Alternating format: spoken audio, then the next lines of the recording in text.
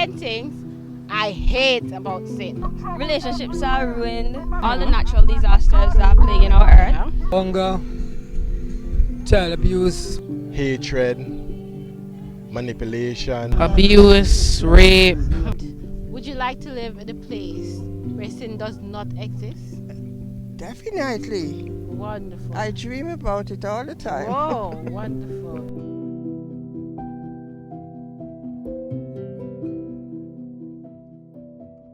What are you afraid of?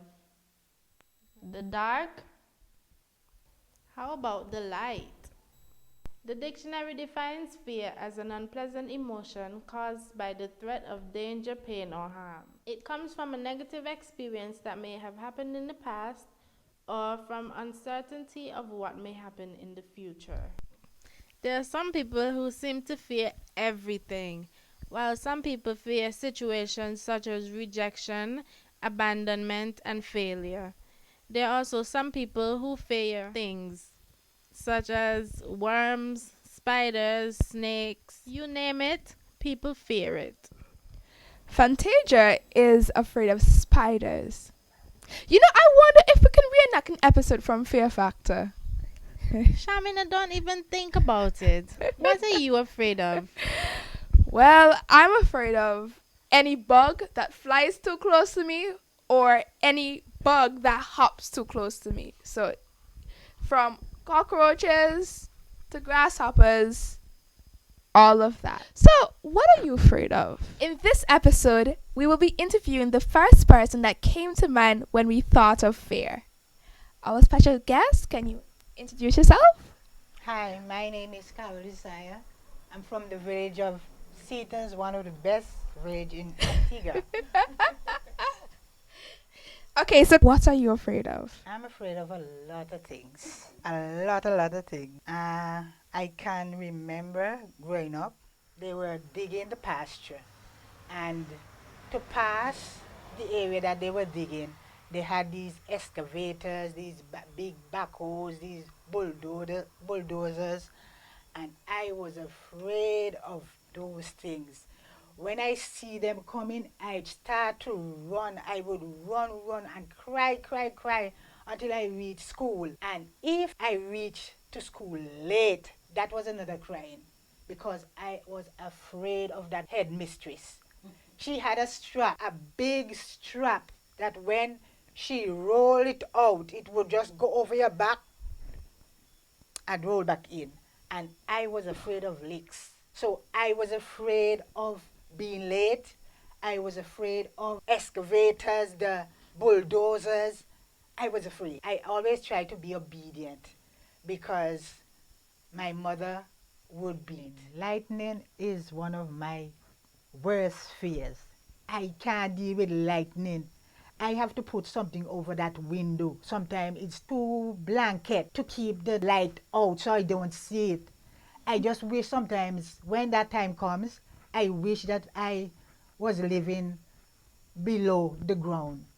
So I don't see anything, I don't hear anything. I'm so afraid that sometimes they laugh at me, but they don't understand how I'm afraid. I'm afraid of lightning. I'm not afraid to tell anybody that. And also, I'm afraid of a lot of things. I'm afraid of dogs. I'm afraid of cows. I'm afraid of the centipede. A dog never bite me.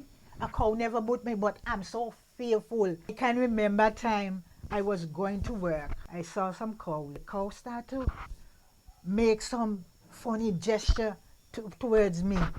And I fly in the bush, going to work now. When I came out, I had more scratch on my skin. I had more because I had to, all these bush, I had to maneuver to get back out because I don't want the cow to see me. So wait, were you always afraid of lightning and the cows and the bulldozers? Yes. Was it just one day you developed it or it's been there as long as you can remember? Well, the bulldozers, I'm not afraid of them anymore. Okay. But from when I was a little girl, I was afraid of them. The lightning and the cows and the dogs, I'm still afraid of those. It's on the house roof, that big, I don't like it. What is that? That is it. So, how do you think that you developed these fears? My sister got a dog bite and the scar is still on her. I just imagine when the dog was biting her. So, would you like to live in a place where there's no need for fear? Of course, of course, of course. No more fear. We'd like to thank you, Sister Carol, sit with us for this interview and to explain your fears to us. So, once again, thank you. You're welcome. Have you noticed that babies are not afraid of anything? Why is that so? The Bible tells us that God has not given us a spirit of fear. After Adam sinned, God came to them in the garden. He asked Adam, "Where are you?" Adam answered by saying, "I heard your voice in the garden, and I was afraid, because I was naked, and I hid myself." God then asked Adam, "Who told you you were naked? Have you disobeyed me?" Disobedience brings about fear. Jesus said, "If you love me, keep my commandments." In other words, if you love me, obey me. When we respond in love and obedience to God, fear goes out the door because perfect love casts out fear. 1 John 4:18 says, "There is no fear in love, but perfect love casts out fear, for fear involves torment. But he who fears has not been made perfect in love." Perfect obedience to God eliminates fear. Do you want to be fearless? Well, obey God. Fear was the first negative emotion, and if you live long enough, you will experience fear because of sin. I hate sin. Don't you? Wouldn't it be nice to live in a world where we don't have to be afraid? Guess what?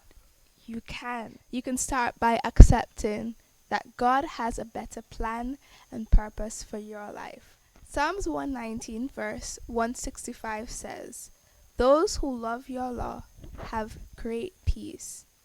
Nothing can cause them to stumble." Is fear tripping you up?